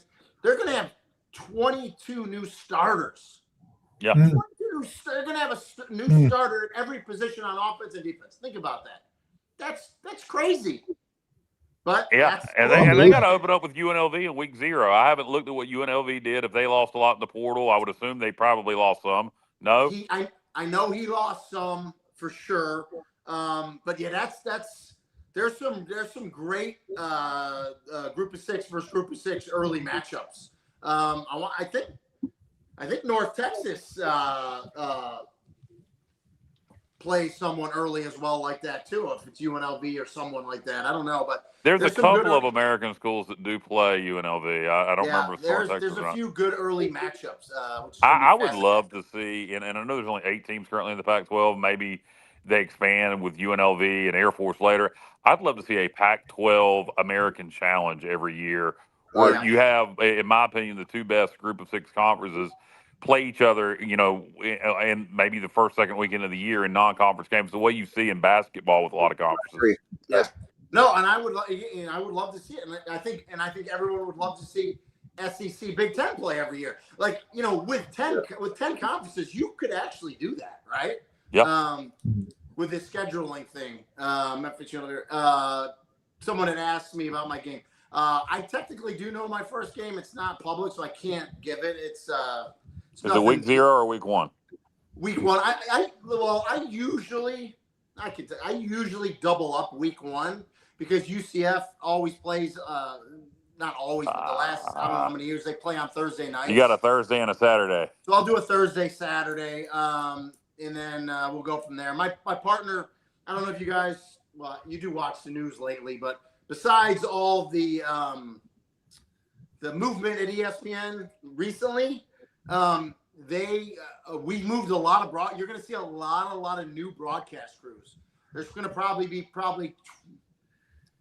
20 new broadcast crews. You're going to be like, wow, I've never heard these guys together before. Yeah, they moved a lot of crews together. They probably only kept like 3 crews the same, and I'm one of them with Courtney Lyle. We're together for the 3rd straight year. Courtney is also the voice of women's college volleyball, which has really risen a lot. And they do their game of the week on Sunday. So she has some on ABC. She's got some national games for volleyball. So our bosses try to schedule us on our Saturday game close to where her volleyball game is, so she can get to her game easily, which I totally understand and agree 100%. So JR is in the comment section. JR, if you want to come back in real fast before we let Rennie go, so you can get a couple of questions in for him. Now's the time to do it because Rennie's been with us for about an hour and a half at this point. Don't want to keep him all night. So, yeah, no doubt. Hey, Rennie, as far as college football, do you foresee with your crystal ball now, Final Four, if you will? Do you have a way too early, like Texas? I don't, and I'm always wrong anyway when I give those. Okay. As I look, I do like Texas. So I mean, if I was going to put someone in the semifinal, I would put Texas. But I like Georgia as well, though. There's something about Kirby Oregon intrigues me again too, and then Indiana's the one. Like I don't know. We'll see, right? We'll see. You input some new players in there. They're going to be hunted now, right? Oregon intrigues me again too. We'll see. Indiana's the Ohio one. State's reloaded again too. Oh God. We'll see. I don't think we mentioned Ohio State. So. They're going to be hunted now. JR, mute yourself. Oh God. This is like the old days.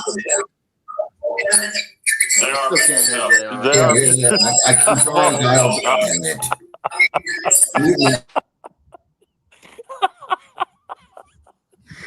It's like the old days when a caller calls in and they have the radio up. Yeah. Turn the radio down. Your calls and feedback.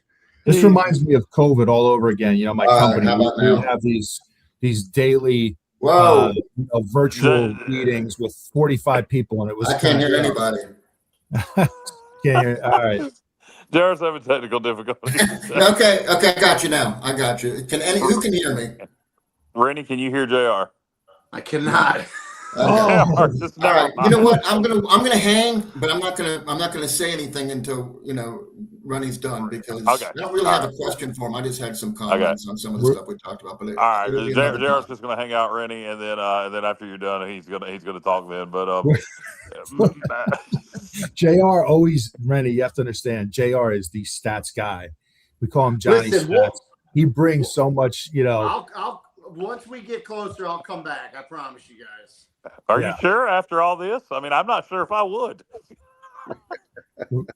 It'll have to start paying Rennie more money to make the appearances here. He's going to hold out.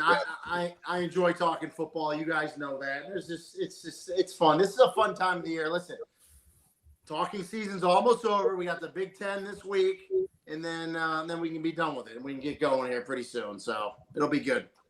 Yeah, Rennie. Anybody got anything else? Matt, Dave, anybody got anything else for Rennie? I think we're good. We've got a lot of as many questions as we could.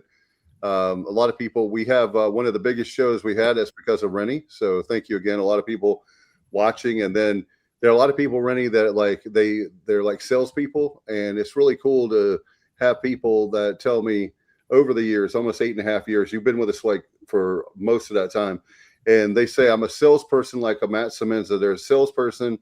And I have to drive to the Outer Banks, or I have to drive like this ridiculous amount of driving. And you guys are the reason that you keep me company, because we have like an hour-and-a-half broadcast or 2-hour broadcast. They just put us on and go.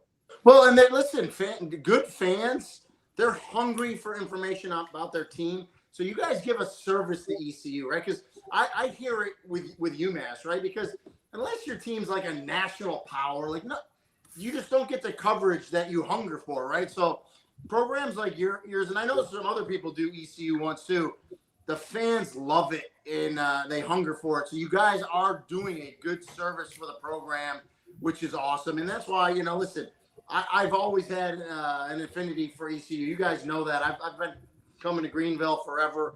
I love that college town. It's fun. Hopefully I'm trying to think. I didn't get up to Greenville last year. Hey, push. I don't know if you probably don't have much leeway on what game you do. Oh, Halloween. But Halloween. push for Halloween. ECU Temple. Seeing Greenville on Halloween is something special. It is a party in downtown Greenville on Halloween. Having a true home game on a Saturday and Halloween is going to be a lot of fun in Greenville. If you can get that game, I'd get it. And I don't know if I ever told you guys this, but we're in 26 now. About 8 years ago, I had a real early flight on a Sunday morning after a game in Greenville, and I hit a deer going to the airport in Raleigh. Did I ever tell you guys that story? Oh, wow. No. I'm lucky I'm alive, actually. I was doing about 85, and this deer came out, and like the cliche, right? Deer in the headlights. I'm like, please move, because I couldn't swerve, and I slowed down. And he ran into like the front side of the car and then went into the woods. I feel bad for the deer, but you guys know, right? It's nothing new. And then I slow down and I'm like, well, the car's still driving. I got to make my flight. So I kept going. And then when I got to National Rent-A-Car at the airport, you should have saw the guy's face. And he goes, oh my God, you hit a deer. I go, well, technically the deer hit me. It ran into the side of the car. And I said, we're self-insured through Disney. He's like, All right, you're good to go. So It happened to me one Oh, time. God. It was actually on an ECU game. Now I'll tell the story real quick. It was after Thanksgiving against UTEP on that would have been 2008, 2009, and we got up to do some Black Friday shopping before we went to the game, and a deer ran to the side of our Grand Cherokee we had at the time. We were not going very fast. We just left Walmart, and it didn't damage a damn thing. It is the damnedest thing. I still to this day. We had to wash a little deer blood off the side of the Jeep, but not a damn dent in the Wow. Grand Cherokee. yeah, you gotta be careful. A lot of deer around there. So. No doubt. Well, Rennie, how can we follow you on social media? You've been great to us tonight. Beyond generous with 90 minutes. Yeah, so no, just at my name, I'm on the two. I'm on X. I guess it's X now, right? X and Instagram. I've actually done a lot on Instagram. It's a lot easier just with quick things and photos. So those two places, X and Instagram, with my name, and I'm the only one, so you're not going to find anyone else. So nice and easy. So all right, enjoyed it, man. Awesome. See you guys. We'll talk again for sure. Thanks very much, Rennie. See you guys. Appreciate you. Bye-bye. ESPN's Rene Ingoglia joining us, and as he still says he's here, but anyway, he can hang out. A lot of technical difficulties, the guys tonight. We had a full house earlier. I don't know if that's what caused the difficulties, but now we got JR back. JR, you can ask Matt questions. Yeah. No, I wanted to mention to Rene about the, speaking of the Media Day poll, they picked us 6, and, North Texas was picked 6 last year. They made it to the championship game, but I think our schedule is extremely favorable. So if you look at the media poll, Rice was 12th, UAB 13th, and Charlotte 14th. Those are the bottom 3. We play all 3 of them. And plus we play Temple and we play FAU, and we're 4-0 all time against FAU, outscoring them 144-37. And we've won 5 in a row against Temple and have outscored them 223-100. So those two teams seem to, we have their number, and I don't want to jinx it, but I mean, I feel good about playing those two teams. Specifically, Matt, you know that FAU's offense is dangerous. We were the first time, the last game of the season against FAU in Boca, that was the first time that a Zach Kitley-led offense did not score a touchdown in 96 games. So, I mean, we really have them figured out. No doubt about it. I mean, did anybody expect, I mean, especially coming off, because UTSA was the week before, correct? Last year? Yeah, that was like kind of the lowest of the lows for last season. That was a disgusting performance down there in San Antonio. And I'll be honest, after that game, I was really kind of questioning where we were. And then for us to turn the corner that quickly and go down to Boca and just really lay a beat down, that was impressive. That was a great turnaround. Obviously set the table for the bowl game against Pitt too. So I'm not quite on board with FAU. Like, I hear a lot of people pumping them up this year. I think they'll be a solid team offensively, but I still think they have a long way to go if you're going to put them like in the upper echelon of this conference. Agreed. Hey, and I have an observation. You mentioned UTSA. Okay, so they're picked 3rd in the media. I'm not giving them that credit yet. I don't think they deserve it. So last season, UTSA on the road, they were 1-3 in conference and were outscored by 102 points. I'm sorry, they were outscored by 55 points. At home, they were 3-1 and they outscored their opponents by 101 points, as we well know. So that's just in 4 games. That means they're winning by an average of 25.3 points per game at home. But on the road, they didn't play a killer schedule. They played Temple, Charlotte, USF, and North Texas, and they were only 1-3. So I think UTSA has to prove they can win on the road before I'm going to take them seriously as a title contender. They got a lot back. They're one of the teams that, for whatever reason, was able to retain a good portion of their talent on offense. So I think they'll be good. I think Florida Atlantic will be good on offense. I think defense is going to be, have they got any better on defense? I think they could look very similar to what they did last year. Be a team that just misses their bowl or just makes a bowl and wins and loses, just high scoring, ridiculous games. Temple's the one to me of the teams that we just talked about that I think is going to be dramatically improved. I think I don't think they're going to be as good as Temple. They got like 4 teams on the first team for Phil Steele, I believe Matt pointed out. I think they're going to be good. I don't know if they're going to be championship contender good potentially, but I do think that Halloween weekend game will be, just like it was last year in October. At that point in the season, we were two teams that on paper were both, having great seasons, and Temple fell apart after we blew them out. But I think Halloween weekend is going to be a very similar situation. I think you're going to have 2 teams that are in the thick of a conference race, and that could be another pivotal game where whoever wins, hopefully the other team doesn't fall apart. But I do think Halloween weekend, not only will it be a fun weekend in Greenville, I think that Temple game is going to be big. Yeah. Hey, Casey Keeler. So Temple's had 6 losing seasons in a row, but he did bring them to 5-7 last year. But in 33 years of coaching at all levels, he's never had back-to-back losing seasons. So that's going to be a tough streak to keep alive. But, we'll see. I think he's going to do it.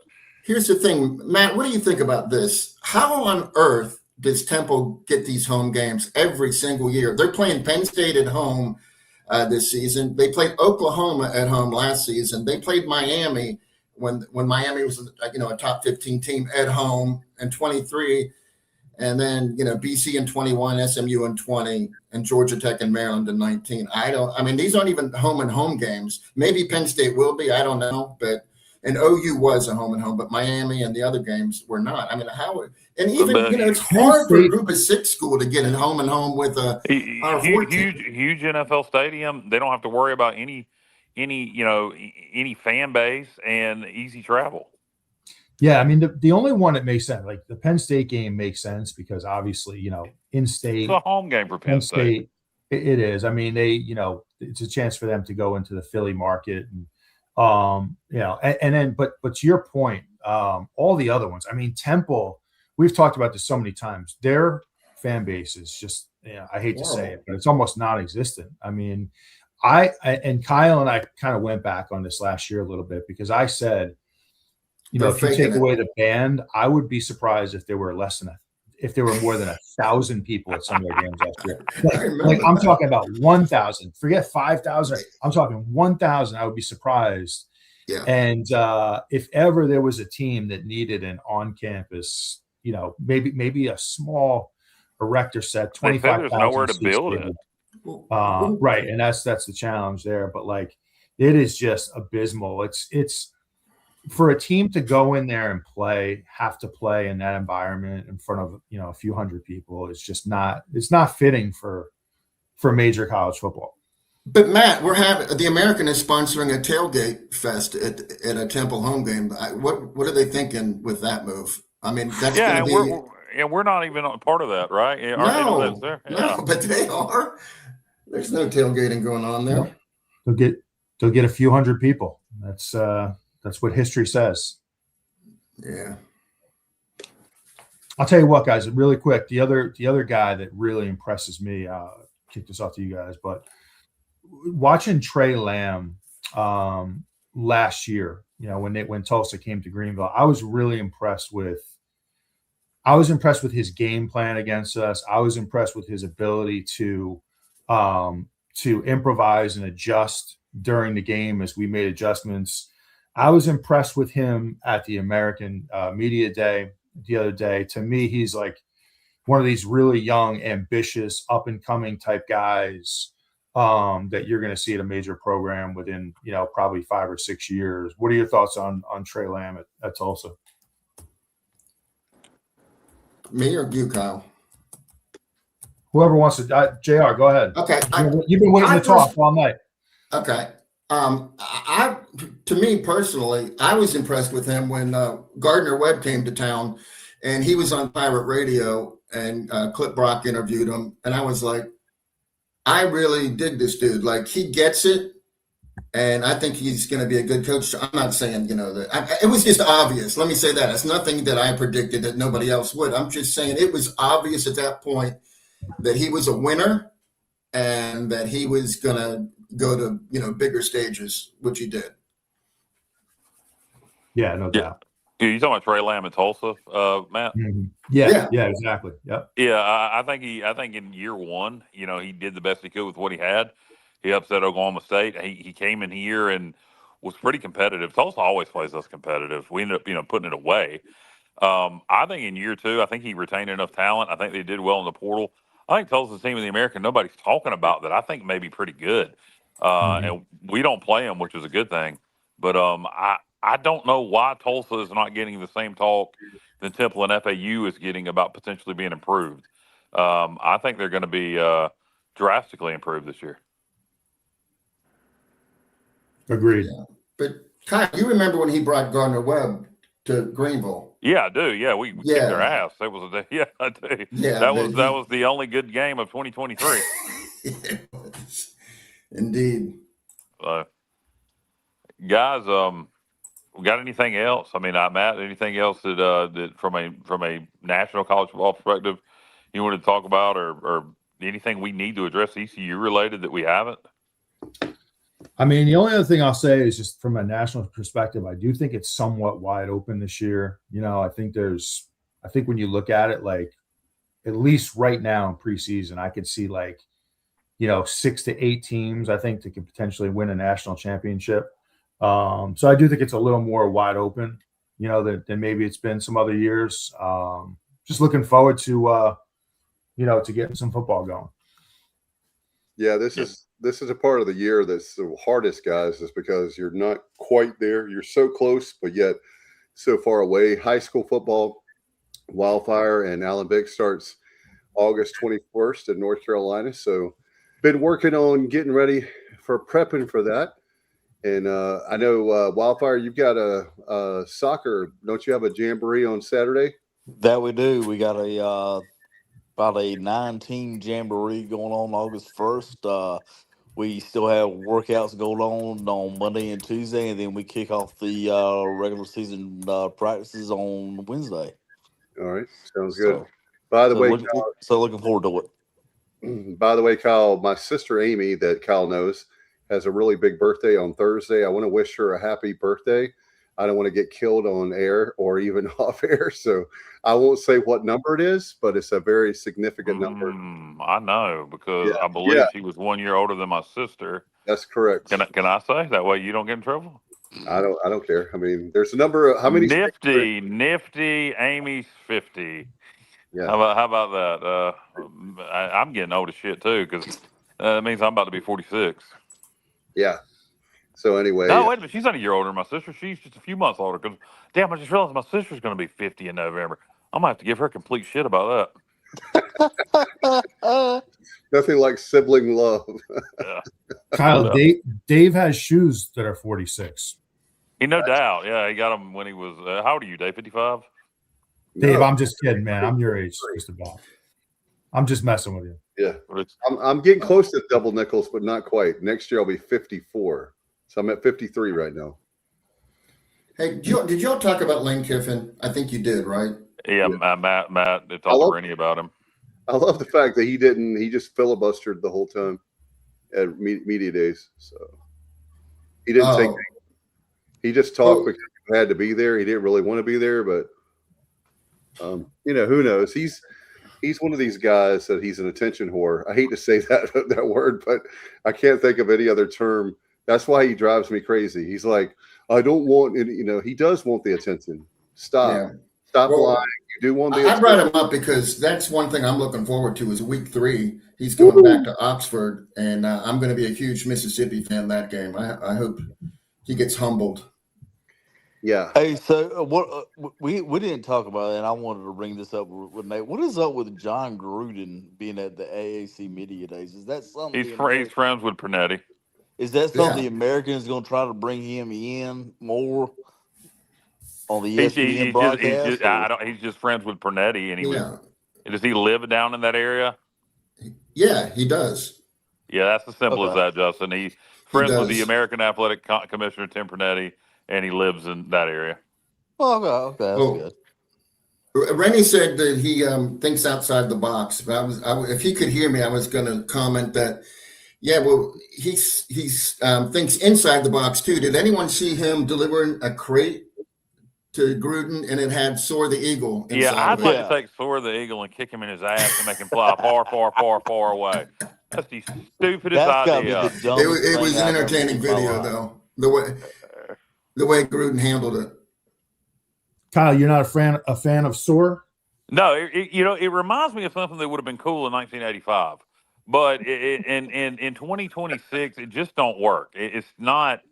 It's idiotic. I don't understand the point of it. I mean, what are they going to do? Have them visit each campus? I mean, I don't. The Americans doing a tailgate tour and didn't include East Carolina. Shows how smart they are to begin with. Yeah. So Soar the Eagle. What a waste of time. I'll agree, Kyle. He's in my 100%. profile pic there, Kyle. That's who I'm at Sub Dogs with. Is Soar the Eagle. He's the only mascot that a conference has. I think they should have done a better job with making his colors maybe represent at least each school somehow without looking like a It rainbow. represents America. I guess so. Red, white, and blue, baby. Yeah. I you know what, JR? I just zoomed in on your profile picture. I never have done that before. And I see you got that idiotic Soar the Eagle with you guys. So Robert says, let's You hire. should have made him choke on a sup crush. Oh, man. Robert Dedrick says, let's hire Gruden when Harold leaves. Let's don't say we did. Oh, you don't want him? I don't think that's going to happen. But I no. Well, I mean, if Gruden wants to get into college football, it's not going to be at East Carolina. Yep, that's true. I thought he would have been a candidate for the Penn State job.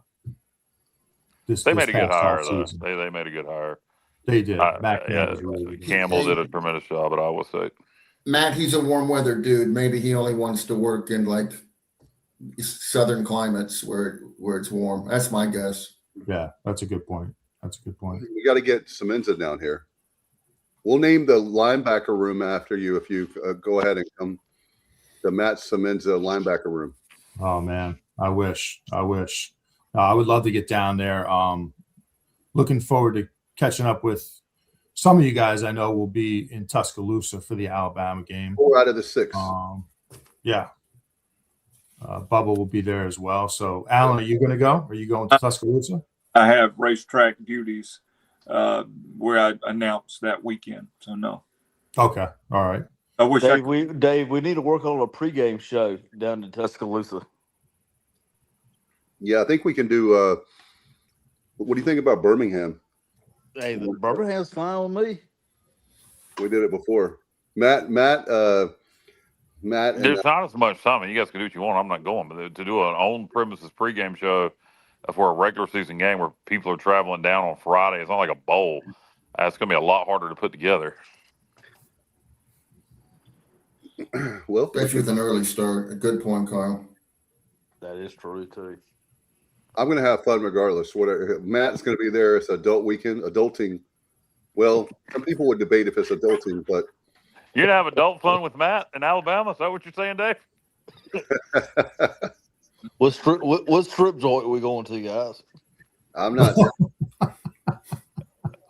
Oh boy, I'm staying quiet on this. Ask that question next week when we have the dude from Alabama that's going to answer questions about Tuscaloosa. Ask him. He'll know the answer. I can tell you that. Do you have to pay extra to get a girl with all her teeth at the strip joints in Tuscaloosa, Alabama?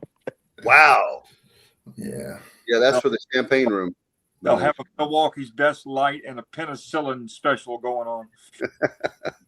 Hey, Alan, they actually have a doctor and EMS crews on hand. That's right. Yeah. Tuesday nights are special. Tuesday nights are name your own venereal disease. Oh my Lord. Tuscaloosa. It's some of the establishments. Hey, we didn't talk about Kendrick DuJour flipping the bird to the schedule. That's been a non-story. I'm starting to wonder if that picture was AI. The picture that's been the story and is going viral all over social media, including with a lot of Alabama people on TikTok, is the other guy pointing the gun point at the Alabama. Yeah, that's he was one of the tow truck guys as well, and they're both from the state of Georgia. I don't know if that means anything, but I'm starting to wonder if that DuJour picture was AI because that has not been even a topic. It has all been the other kid, and I don't know. I mean, there's rumors. There is a rumor somewhere that he's been kicked off the team. That's a complete rumor as far as I know.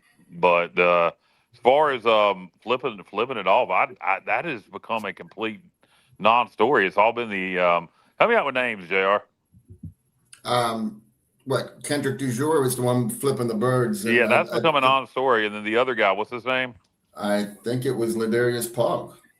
No, it wasn't. It was no. It was No. It was a safety corner. that was the part of the tow truck issue. No, it was hold on, I got it for you. Give me 1 second. Got to look. Oh, for the guy that text. was yeah. No. Pop was his backup last season. He missed the whole season because he was injured. He's from Westbrook High School in Atlanta, and I just can't pull his name right now. While Kyle's searching for that, guys, like I'll just say, you got to be smarter as a player. And look, I'm all for like behind the scenes, like you got to have a killer mentality.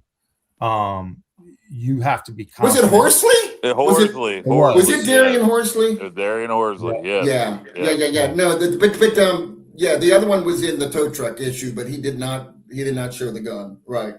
Yeah. And apparently, like I said, I'm starting to wonder if that was even just AI'd because that hasn't been talked about at all. Horsley is getting all the heat. Yeah. But, you got to be smarter than that as a player, man, especially in this age where like everything is going to go viral. Anything you do like that is going to get out there. And look, I'm all for, again, behind the scenes, you got to have that killer mindset. You got to be confident. But like, you don't really want to give bulletin board material to a team like Alabama. Hopefully those guys learn from that. Like, who was taking those pictures? Come on. Like, yeah, good point. You have to, it's not always just a person, like who's taking the pictures. You have to be smarter than that. And, you don't want that stuff out there. It's just like another self-inflicted wound. We see these things happen, not just at East Carolina, all over the country. It seems to be like usually it happens in August, right? Like there's one or two dumb things that happen right when school starts and camp kind of breaks. But I'm sure I'd bet my life that Blake was not very happy about that. And there's probably some discipline going on behind the scenes. Yeah. My apologies to the Polk family because he graduated and it's Demarius Hines is the one that was with the tow truck incident. And I don't think he's not involved in this. I think he's probably not in much trouble at all. Yeah, and he's not involved in this. So it is what it is. I think, in my opinion, as far as the pointing, I mean, who gives a damn? I mean, the flipping the bird, maybe, but that, like I said, that has completely been killed, squashed, which makes me wonder if it was even real. So I don't know why this pointing at Alabama thing has been blown all out of proportion like it has, personally. But I don't know. Kyle, we discussed that it could be in response to Alabama putting us on their schedule. Yeah, Eastern Carolina. Eastern Carolina. Yeah. So that could be one of the driving forces why they did that. If they did it, if it was real, I don't even know. Yeah. Well, somebody does Eastern Carolina at least twice a season, and they have for the last 45 years, so could be real. And I don't know why people can't get it through their thick skulls. It's nothing to do with Eastern. I mean, it's East Carolina. It's very simple. We don't call it Pennsylvania State or whatever. Alabama. Yeah, I mean, it's East Carolina. Very simple. You don't have to have a rocket scientist IQ to East Carolina. That's it. Yeah, I was talking to a gentleman in San Antonio, a gentleman in Charlotte from San Antonio, and that Turnpike Troubadours concert. He wasn't a UTSA fan, but was very aware of their program. And I was wearing an East Carolina T-shirt and hat, and the son of a bitch still referred to us as Eastern Carolina. And I immediately corrected him. And he, thankfully he corrected himself after I corrected him. But it amazes me. You're literally in a conference team's market. You're aware of their program. You know who we are. I'm wearing a shirt I'm assuming you can read, and you still called us Eastern Carolina.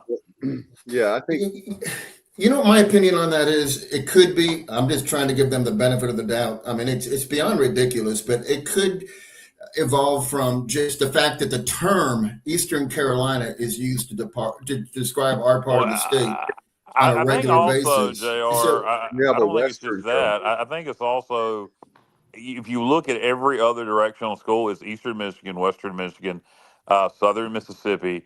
There is Western not, Carolina. yeah, but I'm used to going FBS schools.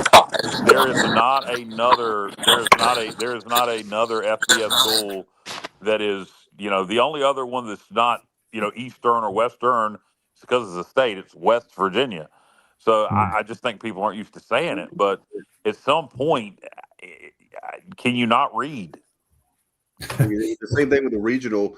At UNC, they had to say Eastern Carolina. They threw the announcer, but it's a matter of, for me, like when we do the Allen and Wildfire is on the field, but when we have North Pitt coming up, right, August 21st, I don't say, and they're home. We have a home game with them. I don't say Northern Pitt. I say North Pitt. Right. In other words, we have Northern Nash in Nash County, not far away. But my point is you should know the two teams that you're calling. Dave. It used to drive me nuts, fellas. Like a few years ago when we were trying to, I think we put ECU on the jersey. Oh, I hated that. And we were trying to, because I my feeling on this. I feel like we should have branded ourselves as ECU years ago, but that's up for debate. But ESPN in the ticker would list us as E-Car. That used to drive. Instead of putting ECU on the screen. Yeah, just put ECU. I don't mind branding ourselves as ECU, but what I do mind is what the chancellor did at the time. He did not want us referred to East Carolina at all. It wasn't just somebody's got some echo. It wasn't just we're going to be branded as ECU. It was do not call us East Carolina at all. And what was that idiot's name? Cecil Staten. Yeah, thank God he's gone. Cecil, are you listening? I guarantee you're not. And the fact that Beth Merkelson would do that to us. East Carolina in the end zones look phenomenal. And remember when they had it where it was ECU? It looked like a rec, like the end zone, like you're playing at a rec league. No, if you're going to do that, if you're going to go that hard with the branding, then what you put in the end zone is Pirates. ECU is too small. Put Pirates in the end zone. I agree with that. But nobody has enough sense to use common sense. But anyway, guys, we got anything else, or are we? I think we're have we tapped out for tonight? Hello, Alan. Yeah, I was going to say, I'm not echoing him. Is it me? It may have been you, but you're not echoing at this point. Okay, good. It is you, Alan. Okay, all right. I'm gonna mute. All right. There you go. You guys had a great time. I'm really excited about the season. Matt, it's been great to have you, buddy. That means that we get to hang out with you. Yeah, and starting out on August, make the announcement now, starting on August 9th, it will be me, Dave, Matt, JR, Stevie, and Alan. And then on Wednesday nights, we're going to start our Wednesday coverage on August 12th. Justin will join us on Wednesdays, and Matt will not. So they're going to kind of rotate Sunday and Wednesday. If one of them has something they want to contribute for 10 to 15 minutes on Wednesday or Sunday, they'll jump in. But that's going to be the lineup. So on Sundays, it'll be Dave Richmond, Kyle Barber, Messa Meza, Stevie Fly, Johnny Robertson, and Alan Vick. Wednesday, that same lineup minus Matt, add in Justin. So we're going to go back to the 2 shows a week format starting the week of August 9th and 12th. And we have the media day coming up. We don't have an official date and time, but I would think it's going to be August 15th. So we'll see. We'll see about that. Saturday the 15th. But Matt, man, love to. I know we'll see you at Tuscaloosa, but love to have you down on Halloween. I think that will be phenomenal. Oh man, I will definitely try my best. Great to be back with you guys. Always a good time. Hopefully, I'm sure next week we won't have any of these. How do you like my shirt? By the way? Oh, that's a nice one. That's a very nice one. Nice. The champ. Matt, where are you staying in Alabama?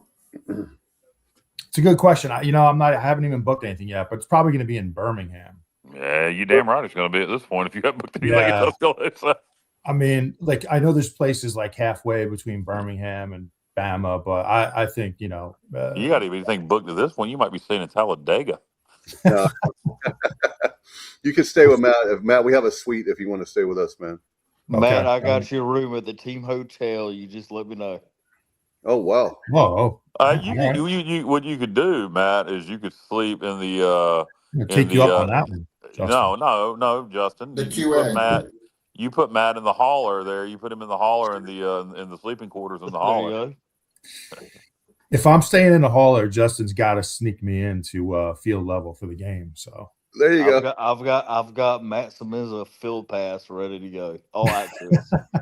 Appreciate you, brother. Appreciate Hey, that. hey, Sounds Matt, good. so if we beat Alabama, you're going to be jumping up and down in the end zone like you and Bubba? No, I'll probably have a heart attack and die on in the. I think between the heat that day at noon and if that ever happened, Dave, I think I might have a heart attack, and Bubba would be holding that hand out there for a long time. The missed handshake heard around the world. Yeah, with Rajay. Yeah, exactly. And I'll tell you what, if we beat Alabama, I would never let go of Blake Harrell's hand.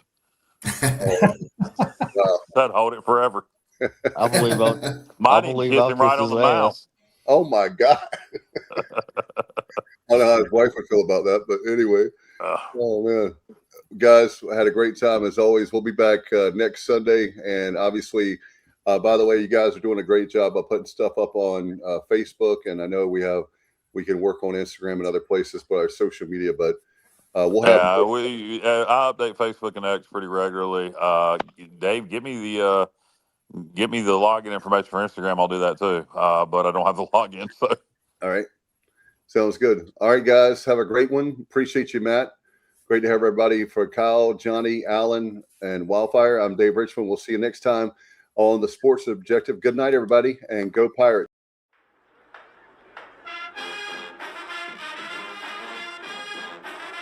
You're watching the Sports Objective, the podcast for Pirates.